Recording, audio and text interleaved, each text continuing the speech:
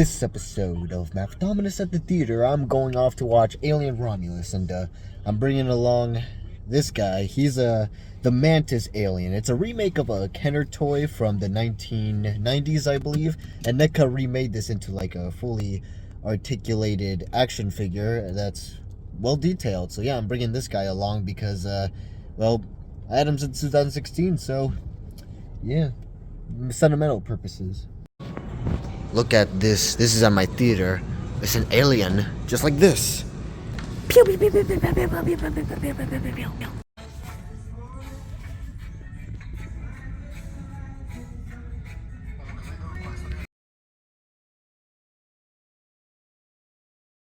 Well, I just got back from the theater watching Alien Romulus, and I gotta say, this movie is pretty good. Dare I say, it's one of the best in the franchise. The Alien movies are back, baby.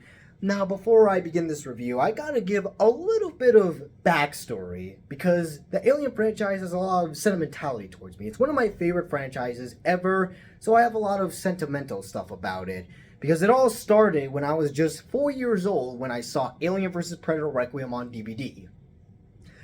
Yeah, first of all, Alien vs. Predator Requiem, that's easily the worst one in either franchise. And second, I was only 4 years old when I watched it on DVD?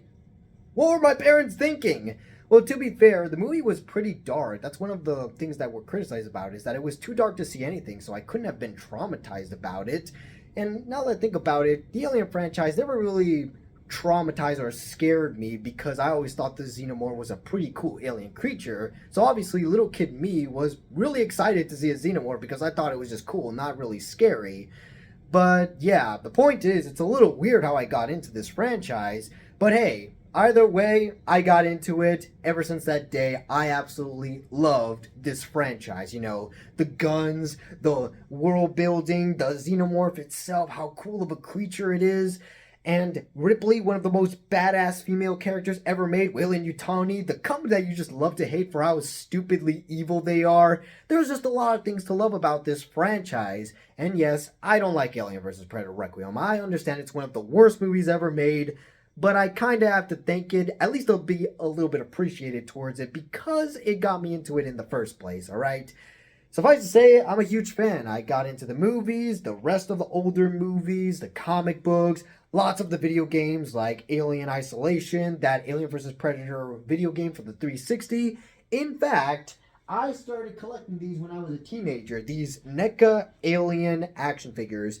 To give a little backstory, in the 90s, there was these Kenner Alien toys that were basically geared towards kids. It's a little weird to make a toy line based off an R-rated franchise, but then again, if 4-year-old me liked the Xenomorph, I'm sure there was a bunch of other kids that liked it.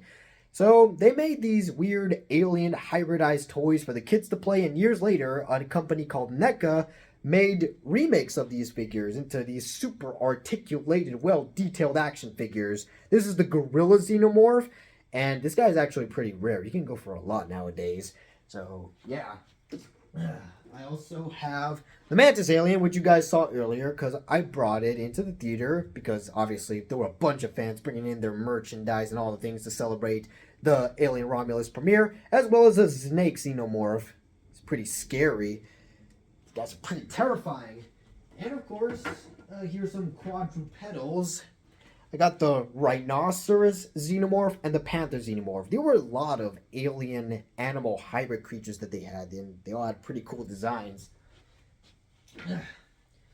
So yeah, as you can see, huge fan of the Alien franchise. It's one of my favorite franchises along with Godzilla and Jurassic Park. I've been invested in since I was a kid, but even as a fan, I had to understand that a lot of the movies ranged in quality. You got masterpieces like the first Alien and the second Aliens, but then you had movies like Alien Resurrection and Alien vs. Predator Requiem, which are considered the worst.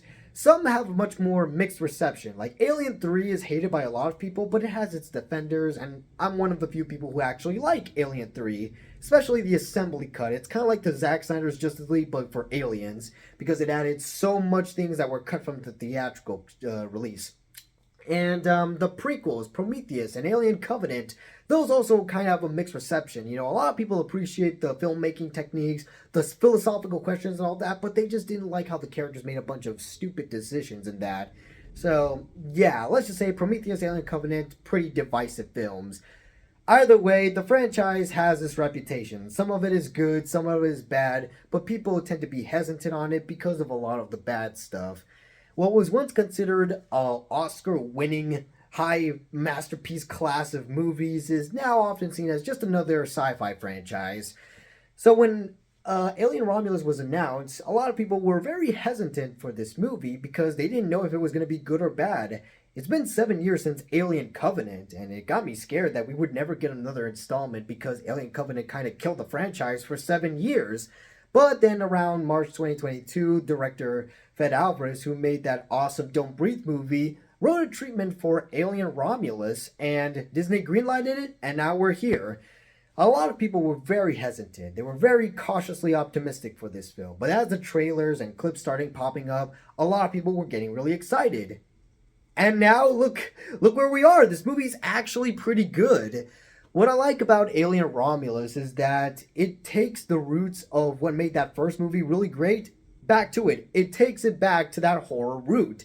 You see, after Aliens kind of turned it into an action franchise, but the Xenomorph wasn't really all that scary, and it was just kind of shoot the Xenomorph dead, and yeah, it was just an action franchise from then on. But then in 2014, Alien Isolation came out, and it was a horror survival game where it made the aliens scary again, and Fede Alvarez was inspired by that, so he made Alien Romulus. It brings the Xenomorph back to its more horror roots, and that's what I like about it. The problem with Prometheus and Alien Covenant is that, as good as I thought those movies were, I can understand that people don't like the fact that it went philosophical. It went big, instead of just being a simple slasher film with a Xenomorph in it.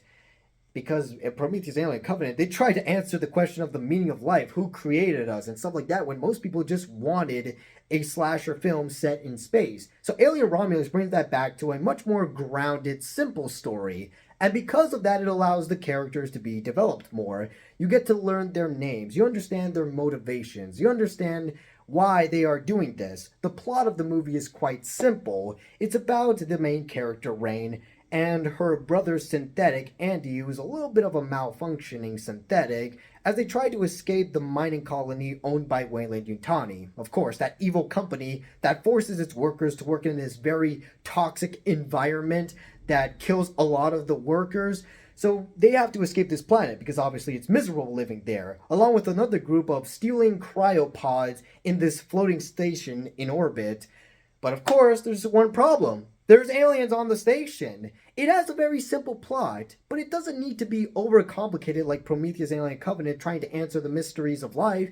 All it needs is to have a simple premise, a way to get invested in these characters, to get us to care about them, to get to know their personalities, their names, so that when you go and watch this movie, you just care about them. You don't want them to die, even if some of them are inevitably going to die. It gets you invested. It gets you scared because it feels like the Xenomorphs are going to attack your favorite characters, and in turn, it makes you feel like you're going to get attacked by the Xenomorph. It's actually genuinely scary, and I love Alien Romulus for bringing it back to its roots of making characters likable, simple, we understand their motivations, but also bringing that cosmic horror to these creatures, these monsters that are just out to get you and kill you. That's what I just love about the first Alien movie, and Alien Isolation, obviously. So the fact that it brought it back to these horror roots, it's probably the reason why a lot of people are liking it. It's a simple story, gets straight to the point. Yeah, I can see why people are celebrating it. And it's not a direct copy to the first Alien movie. Alien Romulus actually does things a little bit differently. Instead of it being these group of adults, space truckers with a ton of experience fighting the Xenomorph, it's these young adults who are just trying to escape their miserable lives, trying to fight off the Xenomorphs. It's kind of a similar concept, but done in a different way, so it keeps the franchise fresh.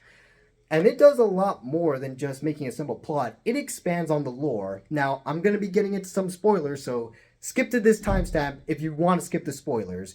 But what I love about Alien Romulus is the fact that it expands on the lore.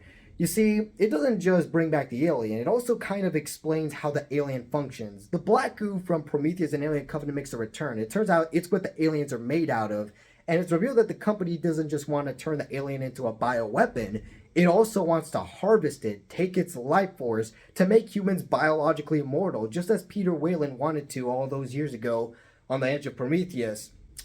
I like that. I like that it connects with the previous movies, done in a respectful way, but also kind of retconning Covenant, because in Alien Covenant, it's sort of implied that David created the xenomorph, which has got to be one of the stupidest plot points ever in the franchise, because why would David be the sole creator of xenomorphs if in the first movie it's implied that the xenomorphs and a derelict ship that crashed there has existed for thousands of years because it's been fossilized, and it takes thousands of years for something to be fossilized?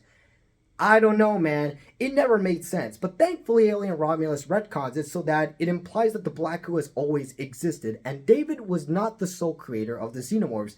I love that they fixed it. I love that they retconned it, and they did it in a natural way, so it doesn't feel like, it kind of forces on you. It is a little bit expositionary because they bring back Ian Holm, kind of. I mean, the dude's been dead, but they bring him back as Ash from the first movie. They bring him back and kind of expositions everything. And he's not even named Ash. His name is Rook. They brought the science officer back, but they gave him a different name.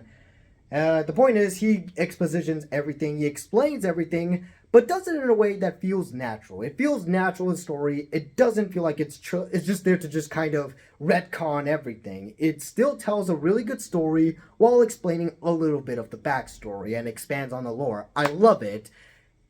And that thing at the end. That frickin' thing at the end. Every Alien movie since Aliens always introduced a different kind of xenomorph. In Aliens, it was the Queen. In Alien 3, it was the Runner. In Alien Resurrection, it was that newborn thing.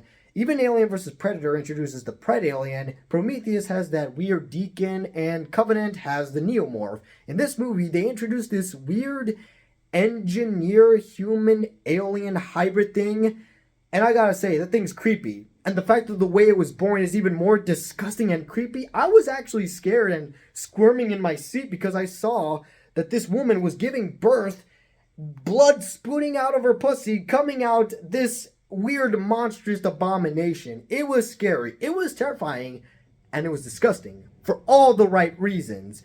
This new creature was definitely a much better execution of the newborn. Apparently it's called the offspring, but my little brother calls it the baby morph, which is a little weird because it's not a baby, it's a grown man, but still. The point is, it's disgusting. It's brand new, but it's much better executed than Alien Resurrection. I was so scared of that thing, man. It was genuinely scary how it moved, how it was just plain weird. Oh boy.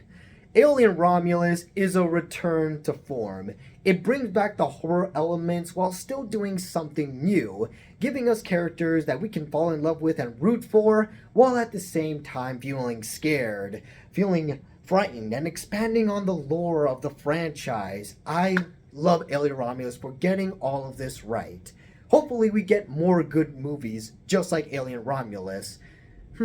Maybe they should do something like Aliens, where there's more than one, and maybe do something weird and scary and fantastic, like a flying queen. That's a thing in the comics, guys. They fly in the comics and video games. Imagine doing that in the movies. That would be really scary. But who knows?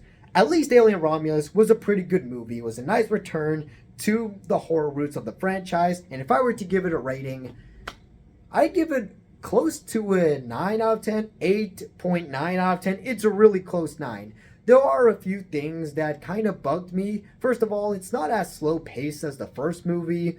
There's also some weird CGI moments, and there's a part in the movie where a xenomorph rescues someone, and that was a little out. I know that the reason why the xenomorph rescued a person was because of the facehuggers going to, kill the person anyways. It was still so jarring to see a xenomorph rescue someone. But aside from those nitpicks, this movie was pretty good.